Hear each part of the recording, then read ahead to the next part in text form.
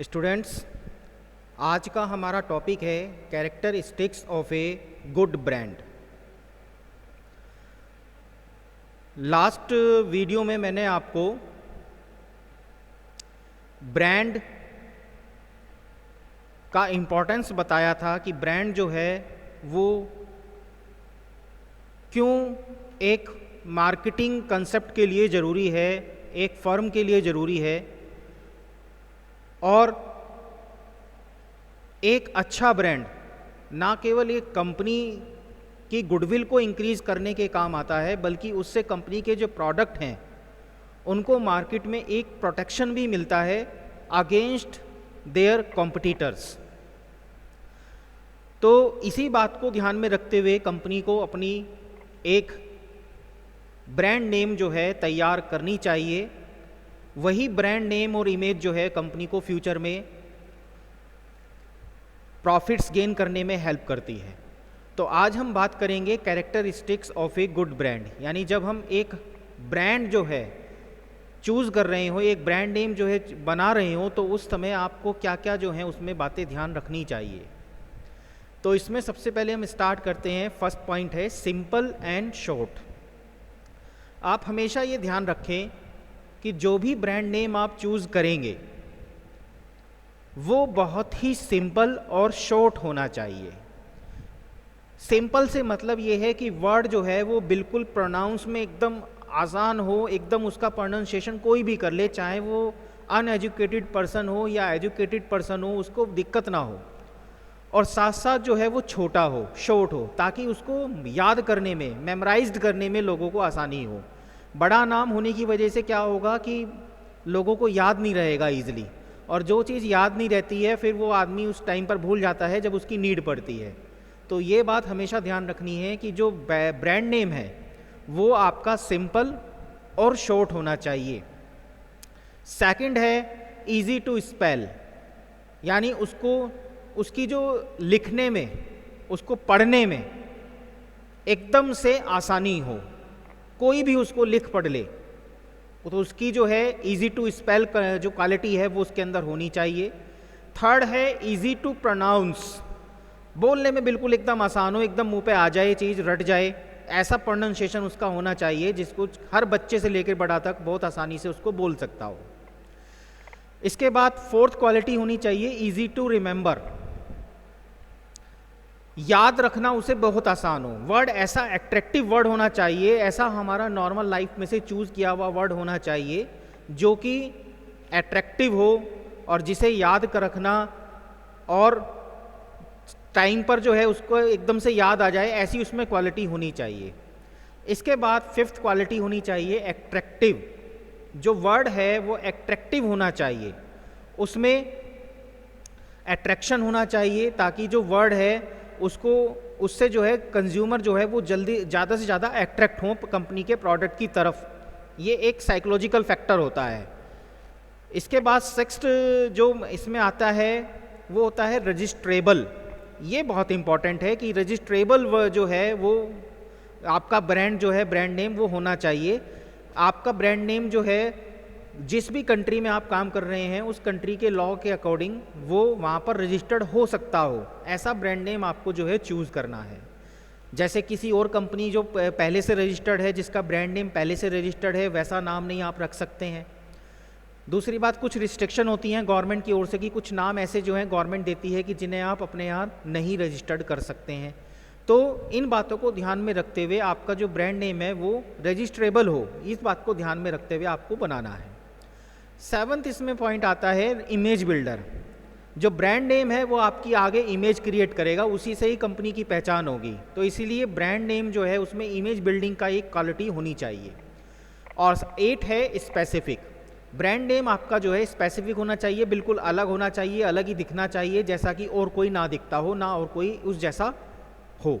तो उससे क्या होता है, लोगों को याद करने में, ध्यान रखने में बहुत आसानी होती है। इसके बाद नेक्स्ट हेडिंग आता है इसमें advantages of branding.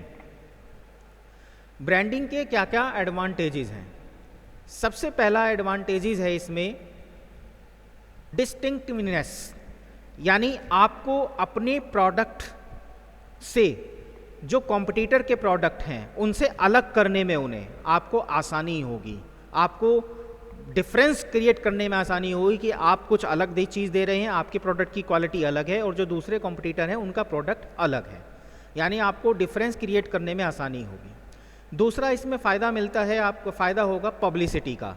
Brand name होने से जो है आपके गुड्स की जो है पब्लिसिटी हो सकती है, पब्लिसिटी करने में आपको आसानी होगी और ज़्यादा से ज़्यादा लोगों तक उसका जो है वो जो है फेमस होगा, उस नाम से वो पहचाना जाएगा। तो इससे क्या होगा, उसकी पब्लिसिटी बहुत जल्दी होगी। थर्ड इसमें होता है assistance in advertising and promotion. Branding से क्या होता है कि जो एडवर्टाइज और प्रमोशन प्रोग्राम हम चलाते हैं मार्केटिंग के थ्रू, उनमें हमें आसानी होती है अपने प्रोडक्ट को समझाने में, अपने प्रोडक्ट को दिखाने में, क्योंकि उसमें एक पहचान हो जाती है प्रोडक्ट की, जिसको हम लेकर के हर किसी कस्टमर के पास जाते हैं और धीरे धीरे उनमें उनकी जो है बिलीव बढ़ जाता है, उनको जो है इस पर फेथ होने लगता है। फोर्थ इसमें होता है फ़ायदा लीगल प्रोटेक्शन। ब्रांड नेम का को सबसे बड़ा फ़ायदा होता है वो है लीगल प्रोटेक्शन, आपको जो है आपके प्रोडक्ट के लिए मिल जाता है, यानी कोई भी जो है फ्रॉड करके आपका प्रोडक्ट जो है बना करके नहीं बेच सकता है, ना उस नाम से बेच सकता है जिस नाम से आप प्रोडक्ट को तैयार कर रहे हैं। इसके बाद फिफ्थ जो है इसमें बेनिफिट होता है सेफ्टी फ्रॉम डुप्लीकेट प्रोडक्ट्स। इससे क्या होता है कि दूसरा फ़ायदा ये होता है कि दूसरे लोग जो हैं जो डुप्लीकेट प्रोडक्ट बना के बेच रहे हैं वो आपके प्रोडक्ट की कॉपी नहीं कर पाएंगे, क्योंकि प्रोडक्ट का आपने अपना ब्रांड नेम रजिस्टर्ड करा लिया है, अब उन्हें दूसरे किसी नाम से जो है वो प्रोडक्ट बेचना होगा। तो डुप्लीकेट प्रोडक्ट से आप अपने प्रोडक्ट को बचा सकते हैं। इसके बाद है branding gives you credibility. Branding करने से एक फ़ायदा ये मिलता है कि जो आपकी क्रेडिबिलिटी है कस्टमर में, वो इमेज बिल्डिंग का काम करती है, क्योंकि ब्रांड में जो प्रोडक्ट कंज्यूमर को अगर एक बार पसंद आ जाए तो वो दूसरों को भी रेफ़र कर सकता है और आने वाले टाइम में वो कंपनी का एक रेगुलर कस्टमर बन जाएगा, जिससे उसकी क्रेडिबिलिटी लगातार बढ़ती रहती है। सेवंथ इसमें जो है बेनिफिट है established branding will make it easier to introduce new product और सर्विसेज। ब्रांडिंग करने का एक फ़ायदा ये होता है कि जब आप कोई नया प्रोडक्ट और नई सर्विस लॉन्च करने वाले हैं तो पुराने वाले प्रोडक्ट की जो इमेज है, पुराने वाले प्रोडक्ट को आपने जिस ब्रांड इमेज में उतारा था, उसी ब्रांड नेम की जो गुडविल का फ़ायदा है वो नए प्रोडक्ट को मिल जाता है, उस पर भी लोगों को उतना ही बिलीव हो जाता है जितना पहले वाले प्रोडक्ट पे था। इसके बाद नेक्स्ट है with a brand you can change what your worth. तो इस ब्रांड का चूज़ करने का ये एक फ़ायदा कि कल को आप जो प्रोडक्ट अपने मार्केट में निकाल रहे हैं, नई नई गुड्स और सर्विसेज निकाल रहे हैं, अगर आपकी ब्रांड इमेज बढ़िया बन चुकी है मार्केट में, गुडविल बढ़िया है, तो आप अपने प्रोडक्ट पर अपनी ब्रांड इमेज के लिए, ब्रांड इमेज का भी एक फ़ायदा उठा सकते हैं, उसको भी अपना एक जो है प्रॉफिट मान करके अर्न कर सकते हैं अपने कस्टमर से, कि आप उनको एक ब्रांड इमेज का प्रोडक्ट दे रहे हैं, एक बढ़िया क्वालिटी का प्रोडक्ट दे रहे हैं, तो उसके लिए आप उनसे एक्स्ट्रा चार्ज भी कर सकते हैं, तो ये आपकी वर्थ क्रिएट करेगा। इसके बाद नेक्स्ट हेडिंग आता है इसमें disadvantage of branding. Disadvantages of branding में सबसे पहला आता है एक्सपेंसिव।